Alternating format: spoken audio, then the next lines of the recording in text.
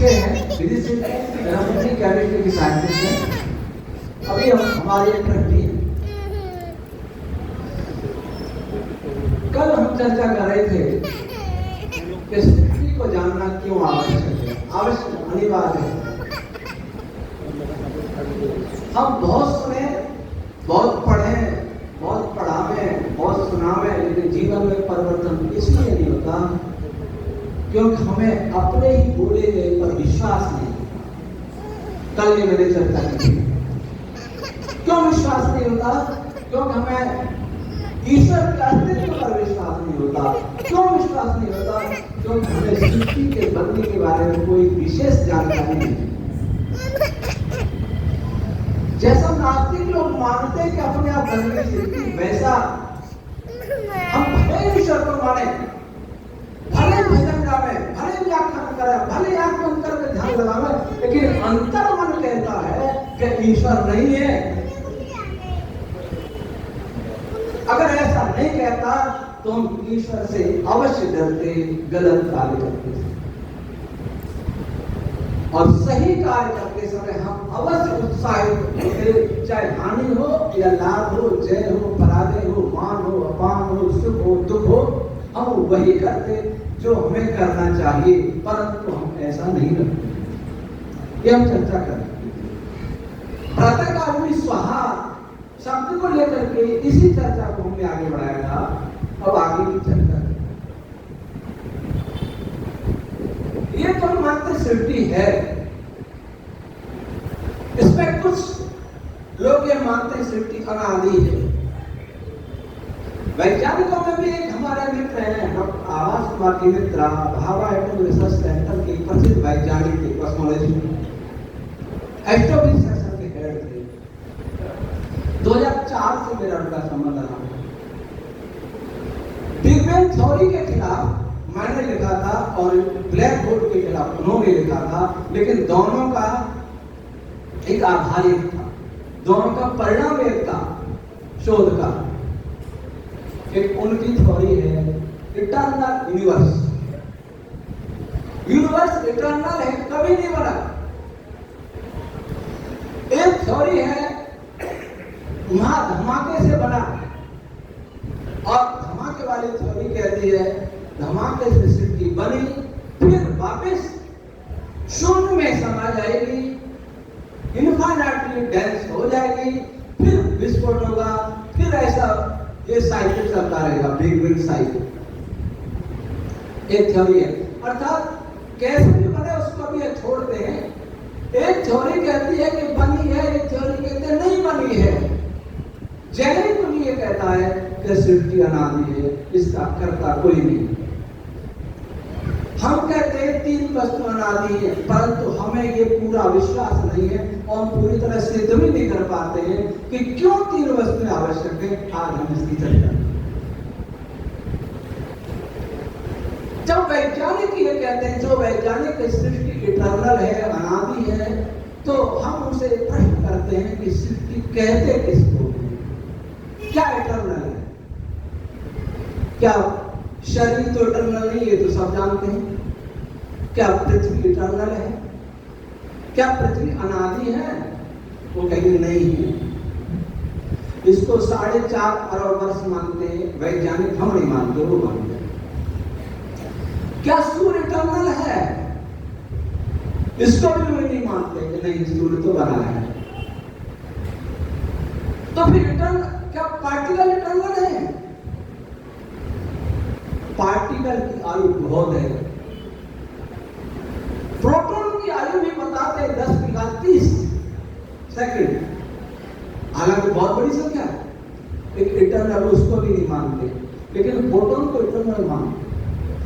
Electron की कोई आयु मैंने नहीं पढ़ी और मुझे लगता है क्वार्क को भी इटर्नल मानते हो। महर्षि दयानंद सरस्वती ने सत्यार्थ प्रकाश में एक वाक्य लिखा कि संयोग जन्य वस्तु अनादि नहीं हो सकती। उसको अवयव, उसके अवयवों को संयुक्त करने वाला चेतन कर्ता अवश्य होता है। इसकी परीक्षा पहले इसकी परीक्षा करते हैं कि जो इटर्नल जिनको मानते हैं इलेक्ट्रॉन, समझ में तो आएगा ना थोड़ा सा, मैं कोशिश करूंगा सरल करने का। जो पदार्थ गुण कर्म स्वभाव से अलग अलग हैं, वे सभी पदार्थ अनादि नहीं हो सकते। एक बार फिर, जो पदार्थ गुण कर्म स्वभाव से अलग अलग हैं, वे सभी पदार्थ अनादि नहीं हो सकते। क्या नहीं हो सकते? आपने मिश्री देखी, खाई, मीठी है, और वैसा ही नमक के क्रिस्टल होते हैं, लेकिन वो नमकीन होते हैं। दूर से नहीं पता कर सकते नमक के मिश्री, खाने से पता लगेगा। अगर उनके गुणों में अंतर है, इसका अर्थ है उसकी रासायनिक संरचना में भी अंतर होगा, अवश्य। एक ही रासायनिक संरचना होती तो चीनी, मिश्री और नमक नहीं होते, एक ही पदार्थ होता, चाहे वो मीठा होता, चाहे वो नमकीन होता। मेरा और आपका शरीर अलग है, इसका तात्पर्य है कि कुछ हमारे जीन्स में कुछ अंतर है, आंतरिक संरचना, जीन्स की संरचना में अंतर है, डीएनए में अंतर है।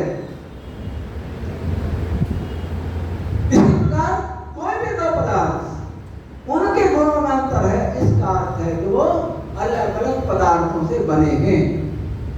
एक बात समझ में आएगा?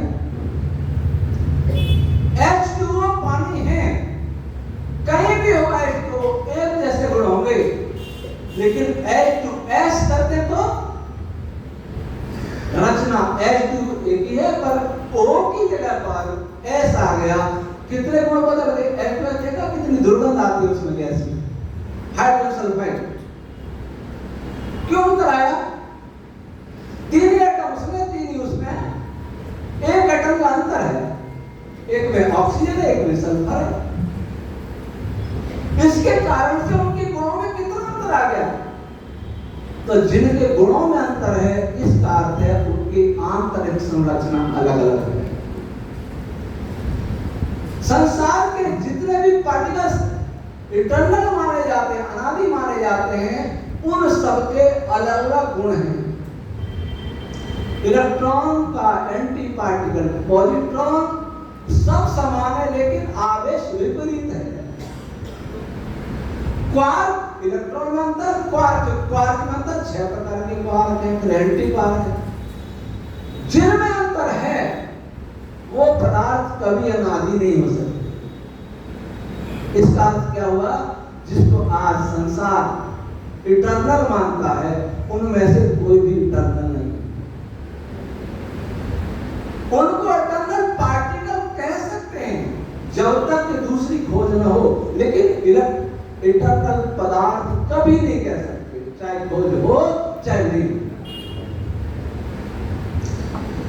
अनादि कण मानना, अनादि कण होना अलग बात है, अनादि पदार्थ होना अलग बात है। कोई पदार्थ ऐसा भी हो सकता है जो कण रूप में ही न हो, तो अनादि कण क्वार्क हो सकता है, मैं नहीं कहता, हो सकता है, इलेक्ट्रॉन हो सकता है, परंतु वो अनादि पदार्थ नहीं है। अनादि पदार्थ कुछ और है जिससे एक कण सभी बने हैं। इस तब फिर सृष्टि इटर्नल है, ये सिद्धांत ही असल गलत हो जाता है। जिनको इटर्नल मान रहे हैं कणों को, वही इटर्नल नहीं है, तो ब्रह्मांड इटर्नल कैसे हो सकता है? उनसे बना हुआ। इसलिए ऋषि दयानंद जो कहते हैं वही ठीक है, लेकिन वह ठीक क्यों है, इस पर भी विचार। जो ये पार्टिकल्स हैं, जो कण हैं, जिस किसी से बने, किससे बने वो तो हम बताएंगे। जिस किसी से बने हैं वो कैसे बने हैं? 5 उंगलियों से मुट्ठी बनी है। मुट्ठी इटर्नल नहीं हो सकती, क्योंकि 5 उंगलियों के संयोग से बनी है। मान लीजिए ये इटर्नल है, ये टर्नल है, ये टर्नल है, ये टर्नल है, ये टर्नल है, अलग अलग है, तो ये टर्नल हो सकता है लेकिन ये टर्नल नहीं हो सकता। क्योंकि इनके बीच में बल कार्य कर रहा है। जहां भी बल कार्य कर रहा है, बल कभी अनादि नहीं हो सकता। बल का कोई कारण होगा, और कारण इस सृष्टि में बल का कारण केवल चेतन होता है। अमेरिका के वैज्ञानिक में रिचर्ड फाइनमैन, बहुत बड़े साइंटिस्ट हुए, फिजिसिस्ट थे, नोबेल पुरस्कार मिला था उन्हें पार्टिकल फिजिक्स। वो बल के लिए कहते हैं कि बल क्या है नहीं जानते, बस इतना जानते हैं कि मटेरियल का गुण है, पदार्थ का गुण है। यद्यपि सतोगुण, रजोगुण, तमोगुण प्रकृति के गुण है, और सतोगुण से बल उत्पन्न होता है, लेकिन सतोगुण को भी प्रेरित केवल और केवल चेतन कर सकता है, अपने आप प्रेरित नहीं। जैसा कि कल कहते सो रहा था, सब कुछ पता सोया हुआ था, वो सोया हुआ पदार्थ था, उसमें सत्व भी नहीं था, रज भी नहीं था, तम भी नहीं था, सभी शांत निष्क्रिय थे। इसलिए बल कहां से आता है? बल केवल चेतन से आता है। चेतन प्रेरित करके प्रकृति के गुणों को जगाता है, क्रियाशील करता है, तब बल उत्पन्न होता है। इसलिए बल इटर्नल नहीं हो सकता। तो प्रकृति कैसी थी? अगर प्रकृति एक ही पदार्थ था, ये और ध्यान दीजिएगा, अगर प्रकृति एक ही पदार्थ, इसको ध्यान से इसलिए सुनिएगा क्योंकि सृष्टि को जानना अनिवार्य है। सुखमय जीवन जीने के लिए वर्गार्थम दृश्यम योग दर्शन कहता है। ये दृश्य है, इसके दो उद्देश्य, उपभोग करना और मोक्ष प्राप्त करना। अपवर्ग और भोग दोनों ही लक्ष्य, और भोग से अपवर्ग प्राप्त करना, अपवर्ग भोग दोनों तभी प्राप्त होंगे जब इस दृश्य को जान लेंगे, समझ लेंगे। इसलिए इस विषय को समझना बहुत आवश्यक है। तो अगर सृष्टि, अगर प्रकृति एक ही है, वैसे उसका एक नाम है प्रकृति। महाभारत में 31 नाम है, 30 नाम तो भगवान शिव और भगवान ब्रह्मा जी ने दिए, और एक नाम महर्षि भृगु ने दिया है। ऐसे 31 नाम है। महर्षि भृगु या वशिष्ठ, मेरे से विचार भृगु, उनमें एक नाम एक भी है। संस्कृत में विशेषकर वेद में ये विशेषता है कि उसका हर पद यौगिक है, और एक शब्द अनेक अर्थ रखता है, और वह शब्द उसके अर्थ अर्थात पदार्थ के रहस्य को बोलता है। अर्थ का तात्पर्य अर्थ मीनिंग नहीं है, अर्थ का तात्पर्य पदार्थ है। जैसे सूर्य, सूर्य का अर्थ क्या है? क्या कहेंगे हम सूर्य? वो जो ऊपर दिख रहा है वो सूर्य है। ऊपर दिख रहा है उसकी व्याख्या करता है सूर्य शब्द, उसका निर्वचन, उसकी व्युत्पत्ति, उसकी व्याख्या करते हैं। जो व्याकरण और निरुक्त से उस सूर्य को नहीं जान सकता है, इसका अर्थ व्याकरण और निरुक्त पढ़ना बेकार है। व्याकरण व्याकरण के नहीं है, लिए नहीं है, निरुक्त निरुक्त के लिए नहीं है।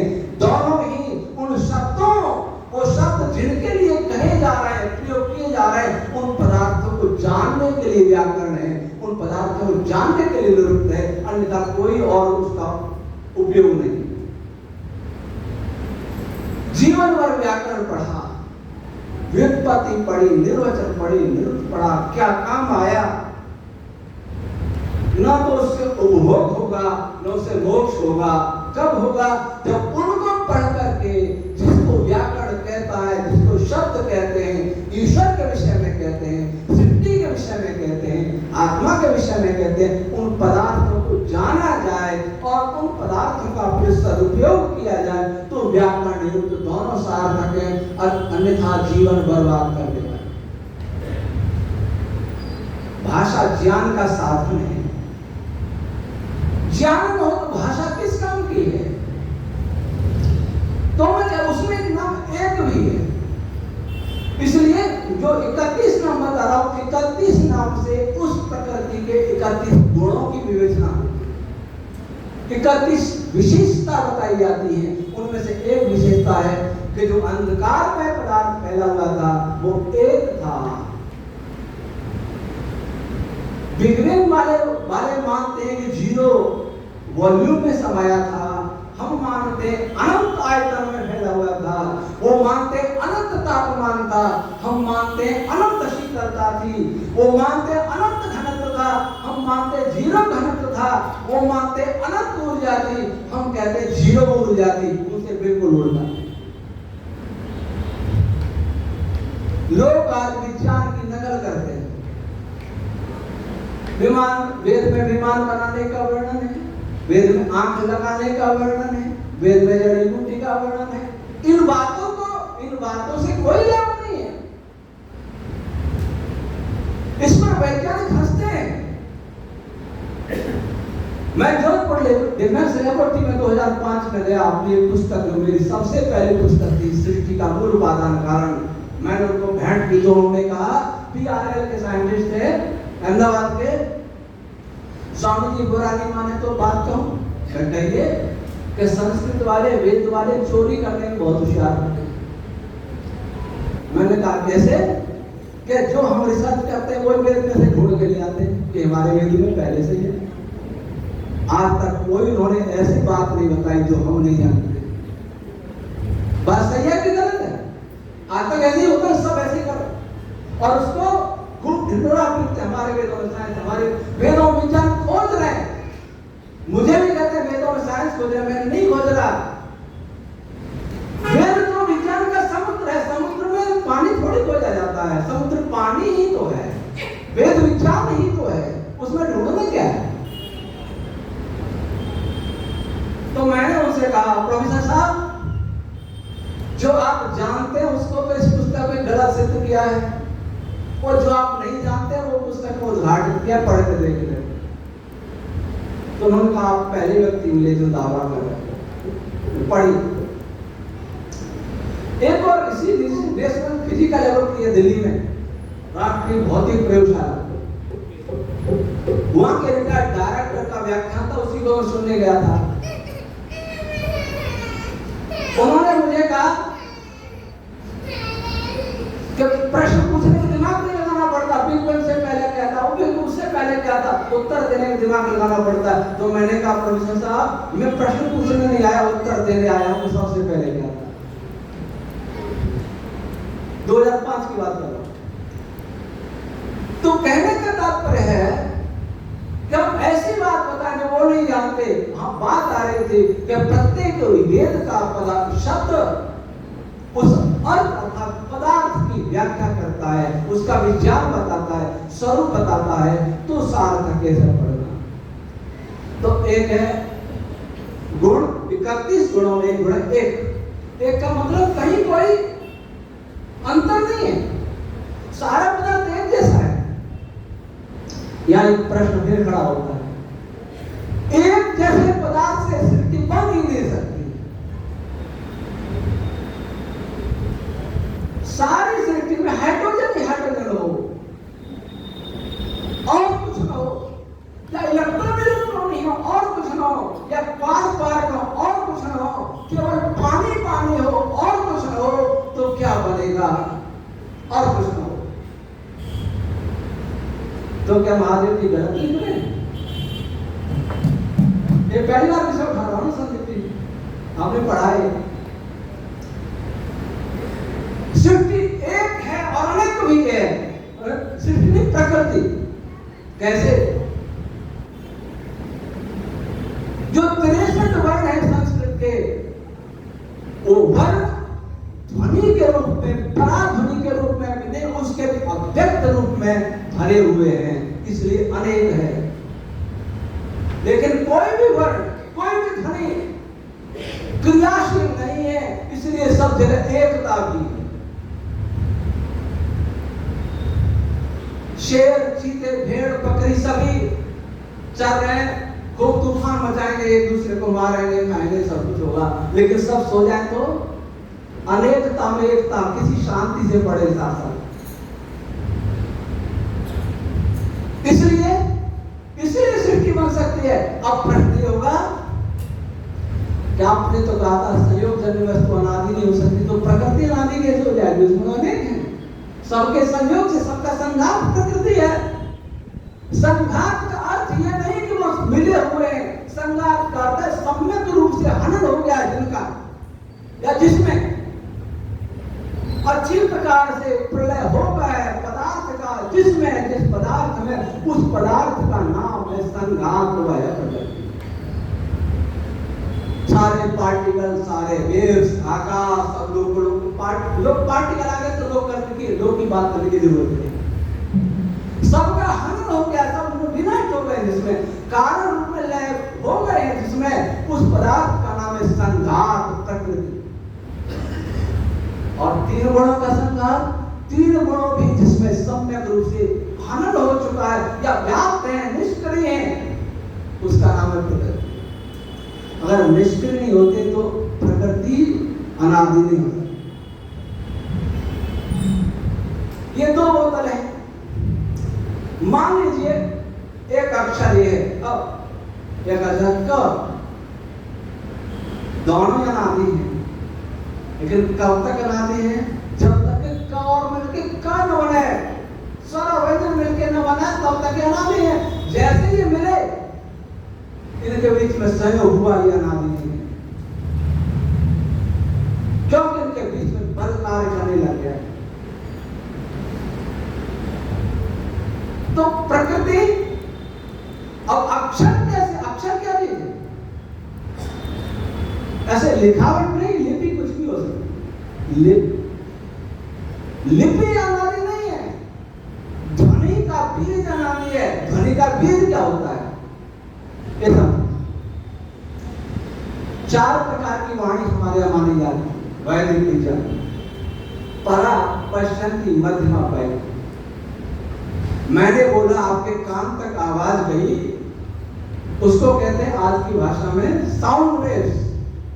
इस प्रकार से जाए, ऐसे चलते हैं, कोई साइंस का विद्यार्थी ऐसे चलते, इसको कहते हैं वैखरी।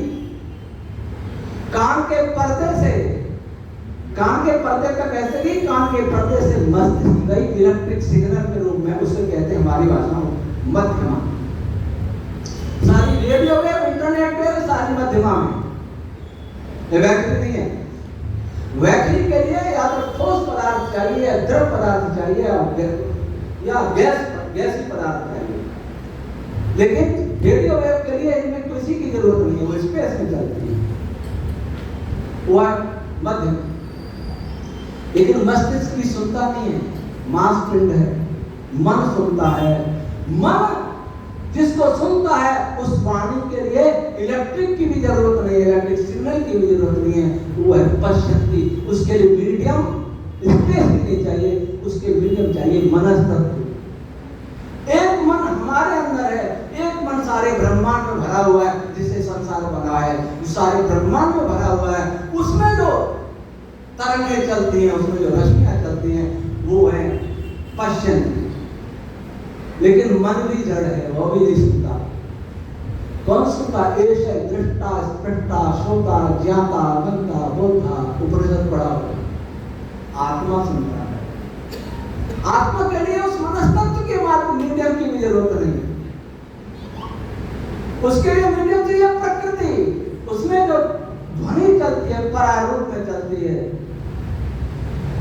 चार प्रकार की स्टेज है, हर वाणी की चार प्रकार की स्टेज है, केवल वैध वाणी नहीं, हम जो कह रहे हैं सुन रहे हैं, इसमें भी चार प्रकार की जरूरत है। और प्रकृति में परा भी नहीं होती है। अव्यक्तदम परा अवस्था, अर्थात शांत, पूर्ण शांत, उस रूप में अक्षरों की ध्वनियां होती हैं, अव्यक्त परा। और उन्हीं को प्रकृति परमाणु कह सकते हैं। और परमाणु का अर्थ कोई पार्टिकल नहीं है, परमाणु का अर्थ जिससे छोटा कुछ नहीं है। अक्षर भी इसलिए कहते हैं जिससे जिससे छोटा कुछ नहीं है, जिसका कभी क्षरण नहीं होता, जो नष्ट नहीं होते, जिसके टुकड़े नहीं होते, अक्षर का टुकड़ा नहीं होता। ऐसे ही परमाणु का टुकड़ा नहीं होता, अक्षर ही प्रकृति का परमाणु है। जब हम सत्यार्थ प्रकाश को पढ़ करके परमाणु बताने लगेंगे, उसको कहते हैं एटम है, तो लोग 10वीं कक्षा का विद्यार्थी मिलेगा, कहाँ सो रहे हो, एटम तो बहुत पुरानी बात हो गई, तो बहुत स्तुति है, साइंस बहुत आगे बढ़ गया है। तभी कोई साइंस वाला कहेगा कि नकल हमारी कर रहे हो। अक्षर की वो नकल नहीं कर सकते, उनकी पहुंचवा नहीं है। ये 7वीं स्टेज है जिसको एलिमेंट्री पार्टिकल कहते हैं, उससे 7वीं स्टेज की बात करो अक्षर की। इसलिए प्रकृति एक इसलिए है क्योंकि वह अक्षर अव्यक्ततम परारूप में थे, अर्थात बिल्कुल शांत निष्क्रिय प्रसुप्त थे। इसलिए सब एक जैसा अनुभव होता था, अनुभव होता ही नहीं था। इसलिए उसका एक नाम अव्यक्त भी है, वह पदार्थ अव्यक्त भी है। उस पदार्थ का नाम महर्षि भृगु ने अविद्या दिया। अविद्या जिसको जाना नहीं जा सकता, जिसको प्राप्त नहीं किया जा सकता, जो सत होके भी असत के समान है, जिस पर विचार भी नहीं किया जा सकता, ऐसा पदार्थ। ईश्वर तो सब जानता है, लेकिन कल बताया था भगवान मन का अप्रत्यम अविज्ञेयम अप्रज्ञातम अलक्षणम। इस पदार्थ से एक तो यह पदार्थ हो गया, तो सृष्टि बनाने के लिए कितने पदार्थों की जरूरत है? हम ये देखते हैं कि संसार जड़ है, हमारे शरीर जड़ है, हम आगे तो चेतन है, आत्मा आ गया तो चेतन है, नहीं जड़ है। सारे सब कुछ जो दिखाई दे रहा और नहीं भी दिखाई दे रहा वो जड़ है, और जड़ से ही उत्पन्न होता है, चेतन से उत्पन्न नहीं। जड़ की विशेषता है कि वो विकारवान हो सकता है, और चेतन की विशेषता है वो निर्विकार ही होता है, चाहे जीवात्मा हो चाहे परमात्मा। हमारे मन में विकार हो सकता है, हमारी बुद्धि में विकार हो सकता है, हमारी इंद्रियों में विकार हो सकता है, हमारे स्थूल शरीर में विकार हो सकता है, सूक्ष्म शरीर विकृत हो सकता है, लेकिन जीवात्मा कभी विकृत नहीं होता, वो शुद्ध रूप में वैसा ही रहता है। और परमात्मा ये दोनों ही निर्विकार है। तो जो निर्विकार है उससे सृष्टि नहीं बन सकती। बनने के लिए विकार चाहिए, रोटी बनाने के लिए आटे में विकार चाहिए। आटा गूंद ही नहीं सके, आटे को काट ही नहीं सके, तोड़ ही नहीं सके, जोड़ ही नहीं सके, तो आटे से रोटी कैसे बने? पत्थर को तोड़ नहीं सके, जोड़ नहीं सके, तो मकान कैसे बनेगा? किसी भी वस्तु के निर्माण के लिए दो गुण चाहिए, जोड़ना और तोड़ना, संयोग और वियोग। और जिसमें जो निर्विकार है उसके साथ न तो कोई संयुक्त होगा और न उससे कोई अलग हो सकता है। इसलिए चेतन से जड़ का निर्माण नहीं हो सकता, और जड़ से भी चेतन का निर्माण नहीं हो सकता। चेतन निर्विकार है, लेकिन जड़ में गुण विकार हो सकता है। अगर प्रकृति में अक्षर नहीं होते, एक ही होता, तो उसमें भी विकार नहीं होता। अनेक होते हुए एक इसलिए कि प्रसिद्ध है, नहीं तो वो भी प्रकृति के अनादि। तो सृष्टि जड़ है, तो इसका उपादान कारण भी जड़ होगा, और वह जड़ ऐसा होगा कि उससे सूक्ष्म कुछ भी न होगा, उससे सूक्ष्म जड़ कुछ भी न होगा। अगर उससे सूक्ष्म हुआ, अगर प्रकृति से सूक्ष्म कोई पदार्थ हुआ, तो उस पदार्थ को प्रकृति कहेंगे, इस पदार्थ को प्रकृति नहीं कहेंगे, जो आज मानते हैं।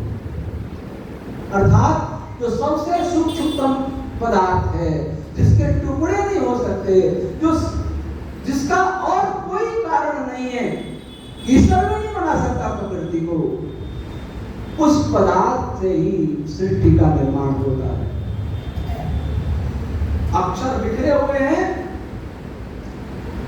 अब उनके बीच में कोई बल काम नहीं करता। बल काम कैसे करते हैं? ये दो बोतल है, एक ऋण है और धन है। विद्युत धनावेश और मान लीजिए ये पॉजिट्रॉन, ये इलेक्ट्रॉन, धन आवेश है, ऋण आवेश है, इन दोनों में आपस में क्या होगा? आकर्षण होगा। क्यों होगा इसको कोई नहीं जानता। ये प्रश्न मेरे मन में उस समय हुआ था जब मैं 11वीं विद्यार्थी था। रुड़की विश्वविद्यालय के फिजिक्स विभाग से प्रश्न पूछा, कई अखबार में मिल गया नाम कि विद्युत आवेश क्या होता है, सबसे पहले कहां से आया, किसने बनाया और धनात्मक ऋणात्मक क्यों आकर्षित करते हैं और सजातीय आवेश क्यों प्रदर्शित करते हैं। ये एमएससी के विद्यार्थी के मन में भी ऐसे प्रश्न नहीं आते जो मेरे अंदर 11वीं बात है।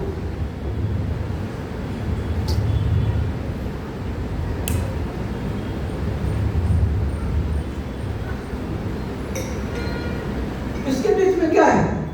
कोई हाथ तो है नहीं जो खींच रहे हो इनके। अगर एक पॉजिटिव पार्टिकल है, नेगेटिव पार्टिकल, उनके हाथ तो है नहीं जो खींच रहे हैं। किसी क्या जा रहा है इसमें? ऐसे बोतल गिराए, ये नीचे गिरी, क्यों गिरी नीचे? कहेंगे गुरुत्व बल, पर बल है क्या? पृथ्वी में से क्या निकल रहा है जो उसको खींच रहा है? और पृथ्वी को, ये पृथ्वी नहीं खींच रही, ये भी पृथ्वी को खींच रहा है, दोनों खींच रहे हैं। इनके बीच में क्या हो रहा है, क्या चल रहा है? इनके बीच में जो चल रहा है वो हम बताते हैं, वैज्ञानिक बताते हैं। वैज्ञानिक कहते हैं कि धन आवेश ऋण आवेश जब पास में हो या दूर हो, उनके बीच में एक असीम ऊर्जा भरी हुई है और उस ऊर्जा में छोटे छोटे पार्टिकल पैदा हो जाते हैं, फोटोन, उसको कहते हैं वर्चुअल फोटोन। वो पैदा होकर के कभी इधर जाते हैं, कभी इधर जाते हैं, इधर उधर उधर दोलन होता रहता है। उससे क्या होता है? आकाश सिकुड़ता है, आकाश सिकुड़ते सिकुड़ते ऐसे मिल जाता है। आकाश के बिना संसार में कोई बल कार्य नहीं कर सकता, जो आज साइंस मानता है। उन बल की बात कर रहा हूं, उससे सूक्ष्म बल की बात है। लेकिन वो कहां से आ जाते हैं इसको कोई नहीं जानता। इसको हमारी वैदिक फिजिक्स बताती है। फिजिक्स पता नहीं कब बता पाएगी, मुझे लगता है 50 वर्ष में बता दे, लेकिन हम आज बता रहे हैं कि बीच में क्या होता है। इसलिए जहां बल है वो अनादि अवस्था नहीं है, क्योंकि उनके बीच में क्रिया होने लग गई है। क्रिया कभी अनादि नहीं हो सकती। साइंस के लोग कुछ ये कहते हैं कि पार्टिकल तो अनादि जब से बने जब से गति कर रहे हैं, इस तरह रह नहीं सकते। इस ब्रह्मांड में कुछ भी स्थिर नहीं है। जो स्थिर दिख रहा है, ये स्थिर दिख रहा है, स्थिर नहीं है। अगर हमारी आंखें एटम से छोटे को तो मालूम नहीं देख पाती, अगर एटम को भी देख लेती, परमात्मा हमारी आंखें ऐसा बना देता कि हम एटम देख लेते तो हमें कुछ भी दिखाई नहीं देता। अगर हम सब कुछ देख लेते तो कुछ भी दिखाई नहीं देता। ये आपको बड़ा विचित्र लग रहा होगा। एक एटम यहाँ देखता है, एक एटम वहां देखता है, एक एटम देखता, मकान नहीं देखता। हम किसी के शरीर को नहीं देख पाते। एटम सारे ऐसे दिखते जैसे आसमान में तारे, शरीर का तो पता नहीं लगता कहाँ शरीर है। परमात्मा की कितनी अच्छी व्यवस्था की कि हम एटम को नहीं देख पाते।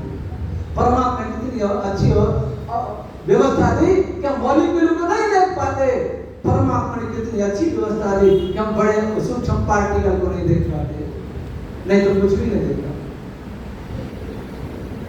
तो इन पदार्थों के बीच जो बल कार्य कर रहा है, हमने पार्टिकल गति कर रहे हैं। ये बिना गति के पार्टिकल का अस्तित्व नहीं होता। ये फिजिक्स वाले कहते हैं, मैं भी कहता हूं हाँ नहीं होता। परंतु पार्टिकल का ही नहीं होता। पार्टिकल जिससे बना उसका तो होता। धावक कभी टर्मिनल नहीं है।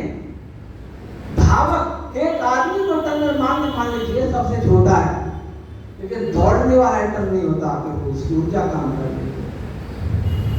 शांत पड़ा इटर्नल हो सकता था, पार्टिकल शांत पड़ जाए तो पार्टिकल रहता ही नहीं है, वो अपने कारण रूप में बदल जाता है। इसलिए पार्टिकल हमेशा गति करता है, ये बात सही है। इसका अर्थ ये नहीं कि गति अनादि हो गई, इसलिए सही नहीं है कि कण भी अनादि नहीं है। जो अनादि है वो गति नहीं करता है, और जो अनादि नहीं है वो सभी गतिशील है। जो अनादि है वो कभी गति नहीं करता, जीवात्मा को छोड़ के। ये करता है, दूसरे शरीर में जाता है। न परमात्मा गति करता है, न प्रकृति गति करती है। तीन इटर्नल है, और जड़ कुछ भी ऐसा नहीं है जो गति नहीं कर रहा। प्रकृति के बाद जो भी बना है गति शुरू, क्योंकि बिना गति के निर्मित नहीं होती, निर्माण नहीं हो सकता। तो जब सब शांत था और गति किस बल से आएगी, वैसे जैसा कि मैंने कहा बल भी चेतन का गुण है। एक ही सब। अब चेतन कौन है? पहले तो वो पदार्थ अनादि होगा, अनंत होगा, अनंत विस्तार वाला होगा, काल की दृष्टि से अनंत होगा, उसमें न द्रव्यमान होगा, साधारण वाला, न कोई आवेश होगा, न कोई गति होगी, न ऊर्जा होगी, न वह कण रूप होगा, न तरंग रूप होगा, न आकाश रूप होगा, वो प्रकृति रूप होगा, शांत होगा, ये होगा। अब उसमें सबसे पहले क्या चाहिए? सृष्टि बनाने के लिए सबसे पहले क्या चाहिए? आपको दही में से मक्खन निकालना, तो सबसे पहले क्या करेंगे? कंपन करेंगे, मथेंगे उसको। बिना क्रिया के बल क्रिया पैदा करता, और क्रिया होगी तभी कोई कार्य होगा, गति होगी तो कार्य होगा, गति नहीं तो कुछ हो ही नहीं सकता। आप जब जगते हैं, शांत है तो ठीक है, लेकिन जगते ही आपके शरीर में हादसा शुरू हो जाए। बिना गति के कोई निर्मिति नहीं। लेकिन गति कौन दे? गति देने वाला कैसा होना चाहिए? ऐसा होना चाहिए, केवल गति से भी काम नहीं होता, गति के साथ साथ जानकारी, ज्ञान भी होना चाहिए कि कितनी गति देनी, गति घटानी, बढ़ानी, वो भी जानकारी होनी चाहिए। समान गति से कुछ नहीं होगा, और किस दिशा में गति कर रहा है, कब गति रोक देनी, कब गति चालू कर देनी, ये सारी जानकारी होनी चाहिए। और तीसरा, गति का प्रयोजन भी पता होना चाहिए, किसके लिए गति देनी। रोटी बनानी है तो अलग करना है, पूड़ी बनानी है अलग करना है, सब्जी बनानी है अलग कार्य करना है, और कुछ बनाना, जैसा प्रयोजन वैसा ही गति देनी पड़ेगी, उतनी ही गति देनी पड़ेगी, उसी दिशा में गति देनी पड़ेगी। तो जो चेतन गति देने बल वाला भी हो, ज्ञान वाला भी हो, और ज्ञान वाला प्रयोजन भी जानता है कि क्या करना है, गति देगा, तो कितना बल वाला होना चाहिए? अनंत पदार्थ में गति देनी है तो बल कितना होना चाहिए? उसका अनंत बल वाला होना चाहिए। इसलिए ऋषि का सर्वशक्तिमान कहां होना चाहिए? एक जगह बैठ के अनंत आयतन में गति नहीं दे सकता, अर्थात उस पदार्थ के भीतर भी होना चाहिए और बाहर भी होना चाहिए, अर्थात सर्वव्यापक। और सर्वव्यापक साकार नहीं हो सकता, आकार वाली वस्तु कभी सर्वव्यापक नहीं हो सकती। इसलिए वह चेतन सर्व निराकार भी होना चाहिए। कैसा हुआ? एक तो अनंत बल वाला होगा, अनंत ज्ञान वाला होगा, अनंत विस्तार वाला होगा, और दूसरा वो ये जानता भी हो, अच्छा गति क्यों देगा, क्या जरूरत है, सब शांति से पड़ा है, वो भी शांति से है, अचानक छेड़छाड़ करके क्या करना? वो अपने लिए गति नहीं देगा, क्योंकि प्रयोजन जिसका कोई होता है, जो अपने लिए कुछ करता है, अपने लिए वही करता है जिसको कोई आवश्यकता होती है, और आवश्यकता उसको होती है जिसको कोई कमी होती है। पेट भरा हुआ व्यक्ति रोटी क्यों बनाएगा अपने लिए? दूसरे के लिए बना सकता, अपने लिए क्यों बनाएगा? किसी चीज की कमी है, कमी से दुख होता है। इच्छा होती है मैं ये भी पाऊं, ये भी पाऊं, ये भी पाऊं। अगर वो ऐसी इच्छा वाला है तो उस अनंत बल वाला नहीं हो सकता। वो पूर्ण होगा, जो चेतन होगा वो पूर्ण होगा, अकाम होगा। अकाम वो धीरा, वेद कहता अकाम, उसकी कोई कामना नहीं होगी। तो ऐसा चेतन होगा जो पूर्ण काम होगा। पूर्ण काम होगा तो फिर क्यों करेगा ये हलचल? और हलचल तो की है, हलचल की है, लेकिन उसको जरूरत नहीं है। तब फिर ये क्यों बना, कैसे बना? तो एक और पदार्थ होना चाहिए जिसके लिए बनाना है। दो तो सिद्ध हो गए ना। जो चेतन को मानते हैं सब कुछ ब्रह्म है, वो भी गलत है, क्योंकि चेतन से जड़ की उत्पत्ति नहीं हो सकती। और जो जड़ को मानते हैं वो भी गलत है, क्योंकि जड़ में स्वयं प्रवृत्ति नहीं हो सकती। प्रवृत्ति भी हो रही है, कोई प्रवृत्ति करा रहा है, अपने लिए नहीं करा रहा, क्योंकि वो पूर्ण है। पूर्ण नहीं होता तो वो सृष्टि रच ही नहीं सकता था। इसका अर्थ है एक तीसरी सत्ता भी होनी चाहिए। तीसरी सत्ता कैसे होनी चाहिए? तीसरी सत्ता अगर जड़ है तो उसका उपयोग नहीं करेगी। सूर्य के लिए नहीं है, सूर्य किसी चेतन के लिए है। चंद्रमा के लिए नहीं है, किसी चेतन के लिए है। पृथ्वी के लिए नहीं है, किसी चेतन के लिए है। पृथ्वी चंद्रमा के लिए भी नहीं है, चंद्रमा और किसी चंद्रमा के लिए नहीं है। कोई लोग किसी और लोग के लिए नहीं है, किसी ऐसे के लिए है जो उनका उपयोग कर सके। फल अपने लिए नहीं है, किसी और के लिए है। पानी अपने लिए नहीं है, किसी और के लिए है। मकान अपने लिए नहीं है, किसी और के लिए है। कौन और है? वो और चेतन होगा जो उसका उपयोग कर सके। अगर ऐसा नहीं होता तो परमात्मा सृष्टि नहीं रचता। लेकिन सृष्टि तो रची है, तो हम भी सृष्टि का भाग है, हम अर्थात हमारे शरीर। तो ऐसा चेतन होगा जो पूर्ण नहीं हो, जिसकी कोई कामना रहती हो, जो पूर्ण नहीं है, और जो चेतन है तो ज्ञानवान भी होगा, परंतु सर्वज्ञ नहीं होगा। सर्वज्ञ होता तो वो भी सर्वव्यापक और सर्वशक्तिमान हो गया होता, तो वो सिर्फ दो ईश्वर हो जाते हैं, तो उसके लिए सृष्टि की जरूरत नहीं। ऐसा चेतन होगा जो ईश्वर के समान, प्रकृति के समान अनादि तो है, काल की दृष्टि से अनंत भी है, कभी नहीं मरेगा। मर गया तो प्रश्न आएगा कि जन्मेगा तो जन्मा क्यों? जब परमात्मा प्रकृति तो ही दे, तो एक चेतन बना क्यों दिया उसने? क्या जरूरत थी बनाने की? और चेतन बनता भी नहीं है, बनता तो जड़ भी नहीं है, मूल पदार्थ। जड़ से जड़ बन जाएगा पर मूल जड़ कभी नहीं बनेगा। तो चेतन बनाया क्यों? अर्थात ऐसी सत्ता होगी जो अनादि होगी, कभी नहीं बनी होगी। चेतन से ज्ञानवान होगी, लेकिन अल्प ज्ञान वाली होगी। शक्ति वाली होगी, परंतु अल्प शक्ति वाली होगी। शक्ति वाली नहीं होती तो कुछ कार्य नहीं करता। और एकदेशी होगी, सर्वदेशी नहीं होगी। तो ऐसी सत्ता का नाम जीवात्मा है। त्रैतवाद के बिना सृष्टि समझी नहीं जाती। तो एक पदार्थ जिसे संसार बनाया जाता है, संसार का उपादान कारण है, एक पदार्थ ऐसा जो सर्वव्यापक है, चेतन है, सर्वशक्तिमान है। और वैज्ञानिक दृष्टि से बात कर रहा हूं।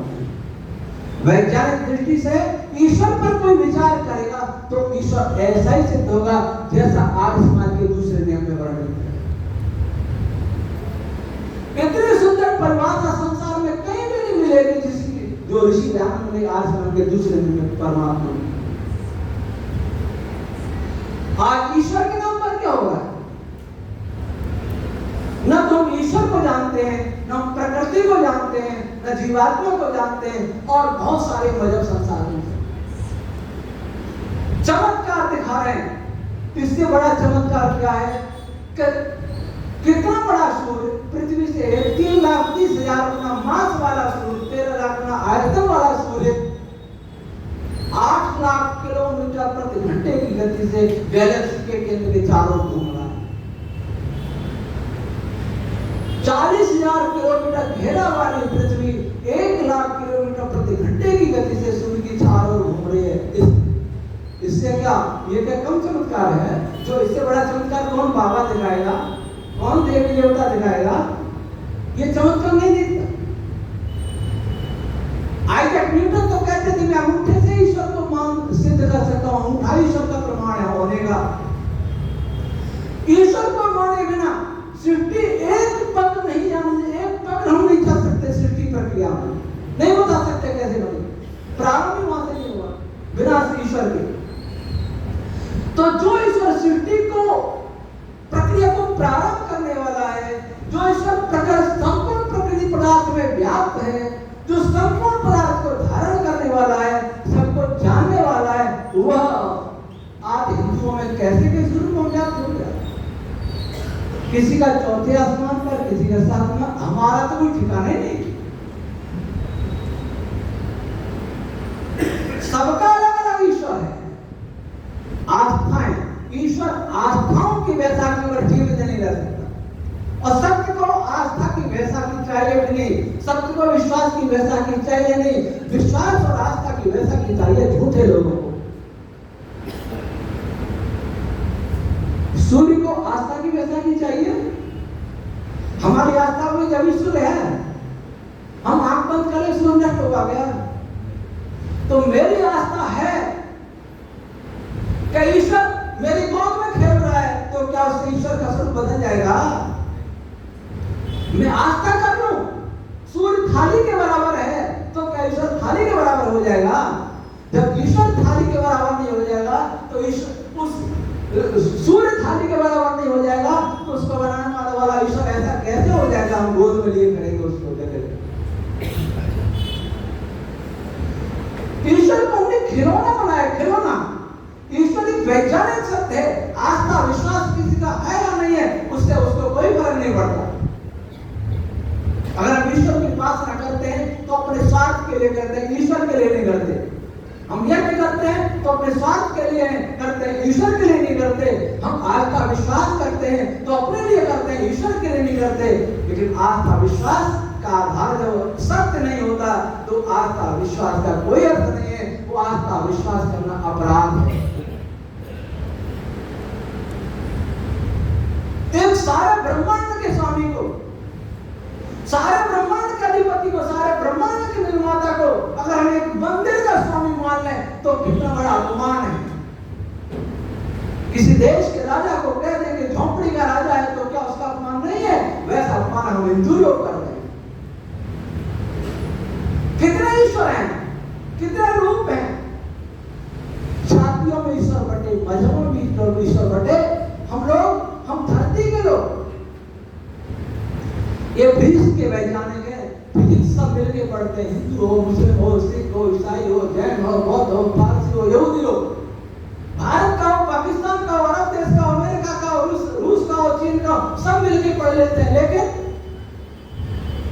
जब भौतिक पदार्थों को बनाने वाले का प्रश्न आता है, तलवारें खींच जाती हैं, जिहाद हो जाते हैं, झगड़े शुरू हो जाते हैं और कहते हैं हमारी आस्था को टेस्ट करो। जो ईश्वर आस्थाओं के सहारे जीवित रहता है, जो ये धर्म आस्थाओं के सहारे जीवित रहता है, उस धर्म और ईश्वर की इस संसार को कोई आवश्यकता नहीं है।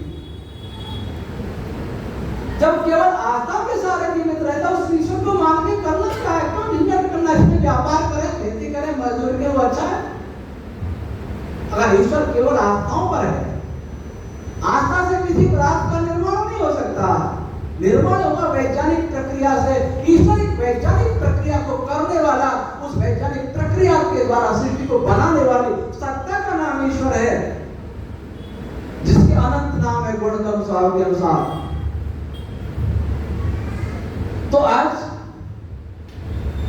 आपकी समझ में मुझे लगता है आ गया होगा कि तीन वस्तु में अनादि होना अनिवार्य है, और तीनों का स्वरूप भी कैसा कैसा होता है ये भी जाना, ये भी समझ आ गया होगा।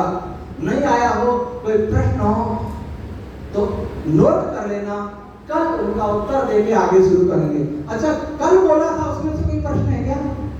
कल बोला था उसमें से नए प्रश्न नहीं, जो कल बोला था उसमें से कोई प्रश्न तो बताइए।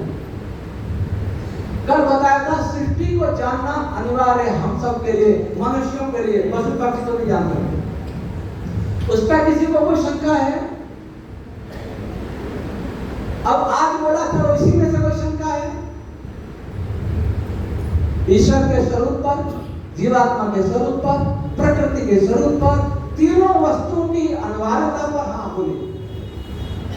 आचार्य जी, कोई उदाहरण हमारे इतिहास में या वर्तमान में है जिसने सृष्टि को आपके कथनानुसार कल जैसा जान लिया हो और कोई आदर्श समाज में संभव हो उसको देखो, इतिहास में भी वर्तमान में भी? हाँ, सारे ऋषि मुनियों ने यही जाना था, ऋषि ब्रह्मा से लेकर दयानंद पर सभी ने यही जाना जो मैं बता रहा हूं। मेरा अपना कुछ भी नहीं। वेद विज्ञान आरोप पढ़ेंगे तो 95 तो वैदिक और संस्कृत के ग्रंथ में उद्धृत किए हैं और 29 फिजिक्स के ग्रंथ उद्धृत किए, बहुत कुछ छोटी के। मेरा अपना कुछ भी नहीं। जैसे ऋषि ज्ञान कहते थे मेरा अपना कुछ भी नहीं है, ब्रह्मा से लेकर ध्यान पर्यंत जो मानता है, वैसे मैं कहता हूँ मेरा अपना कुछ भी नहीं है, ब्रह्मा से लेकर ध्यान पर्यंत जो मानते हैं वही मैं कह रहा हूँ। मैंने कब इतना किया क्योंकि भाषा को हम लोग समझ नहीं पाए, वो मैंने ये सब बातें समझी है, ये मैं अवश्य कहता हूँ। तो ये सब लोग सारे ऋषि मुनि जिनको हम देव देव कहते हैं, गंधर्व कहते हैं, किसी में भी जो महापुरुष हुए, मनु हो, राम हो, कृष्ण हो, युधिष्ठिर हो, उनसे पहले बहुत बड़े चक्रवर्ती राजा हुए, मानदार थे, हरिश्चंद्र थे, सुदर्शन थे, कौन कौन से नाम सत्याप्रकाश मिले के भरत थे, सभी इसी को मानते आए, इसी को जानते आए। हर राजा उसमें एक ऋषि का रूप होता था, हर राजा उसमें ऋषि का रूप होता था। मनुस्मृति पढ़ के देखो, जो ब्राह्मण से युक्त है वही क्षत्रिय हो सकता है, वही राजा हो सकता है। कम से कम एक वेद सांगोपांग ब्रह्मचर्य पूर्वक पढ़ लिया हो, उसको तो गृहस्थ बनने का अधिकार दिया है मोदी जी ने, तो राजा बनने का अधिकार कौन होगा? चारों में तो अगर पूर्ण ज्ञान हो अर्थात संपूर्ण ब्रह्मांड को जानता हो, वही राजा बन सकता था पहले। हमने सोचा राजा तीर तलवार से लड़ने वाले, घोड़ों पर चढ़ने वाले, यही राजा नहीं थे, घोड़ों पर भी चढ़ते थे और घोड़ों पर चढ़ने वालों ने 1,96,8,53,000 वर्ष तक इस सृष्टि को मैं बात नहीं कर रहा, इस पृथ्वी को सुरक्षित रखा था। हम हाईटेक लोगों ने 50 साल में इस धरती को बर्बाद कर दिया। पहले टेक्नोलॉजी और थी जो इस वैदिक रश्मि सिद्धांत पर आधारित थी। आज की टेक्नोलॉजी, आज का अधूरा विज्ञान टेक्नोलॉजी को लेकर के चल रहा है, वो हमारे विनाश का कारण है। तो सभी महापुरुष, एक उदाहरण नहीं है, महाभारत में 88,000 पूर्व ऋषियों की बात है। और कितने ऋषि हुए? वो सारे ऋषि इसी पद्धति को जानने वाले थे, इसी विचार को जानने वाले थे। इसलिए यह देश और विश्व कभी स्वर्ग था, वैदिक स्वर्ग था। और कोई प्रश्न? इसके बिना सुखी हो भी नहीं सकते। हाँ, ये जो प्रकृति आपने बताई है उसका सबसे सूक्ष्मतम बिंदु क्या है, तंतु क्या है? सबसे सूक्ष्म पदार्थ का नाम ही प्रकृति है। प्रकृति का अर्थ है स्वाभाविक अवस्था। मतलब ये कंटिन्यूअस है, डिस्क्रीट है? कंटिन्यूअस है कि डिस्क्रीट है? लगातार है, जैसे परमात्मा सर्वत्र है, वो तो लगातार है सब जगह। हाँ। लेकिन जो आत्मा को जैसे हम मानते हैं वो अनुरूप मानते हैं, क्योंकि एक एक इधर इधर है, जैसे हमारी तो प्रकृति जो है वो डिस्क्रीट में है। जैसे ब्रह्मचारी कृष्ण जी महाराज ने कहा है कि प्रकृति का सबसे सूक्ष्मतम जो वो है वो मन माना है। तो आपका इस बारे में क्या? प्रकृति का सबसे सूक्ष्मतम जो अंश है वही अक्षर है, और अक्षर रूप प्रकृति है। तो अक्षरों के बीच में कुछ नहीं है, जो है वो परमात्मा है। अक्षर रूप प्रकृति, अक्षर भी कैसे? लिपि नहीं, वो शर नहीं होता जिसका। हाँ, क्षरण नहीं होता।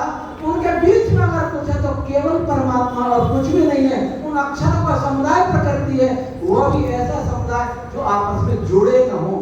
ये अक्षर ये मन है या मन बाद में पैदा होता है? नहीं नहीं, मन बाद में पैदा हुआ है, मन बाद में पैदा हुआ है, ठीक है। और अगर इसे माने तो ब्राह्मण ग्रंथों में वाक को मन का, मन तो वाक भी कहा है, तो वैसी दृष्टि में ये अक्षर वाक रूप है तो मन रूप भी कहे जा सकते हैं, उसको भी ना निकाला जा सकता। इसलिए ब्रह्मचारी ग्रंथ जी कह रहे हैं वो भी सही है, संदर्भ को देख करके हम अर्थ ग्रहण करें। और कोई किसी का प्रश्न? समय भी हो गया, मैं देर से शुरुआत, देर होगी, अब समाप्त करेंगे। बाकी प्रश्नों का आप नोट करके कर लिया हो, ठीक है। आपका मुझे लगता है सभी गंभीर श्रोता हैं, लेकिन युवा पीढ़ी कम दिख रही है बच्चों के अलावा।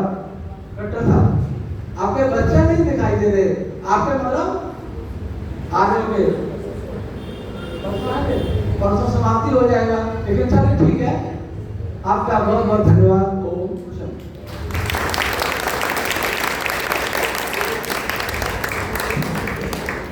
ये कौन किसका है?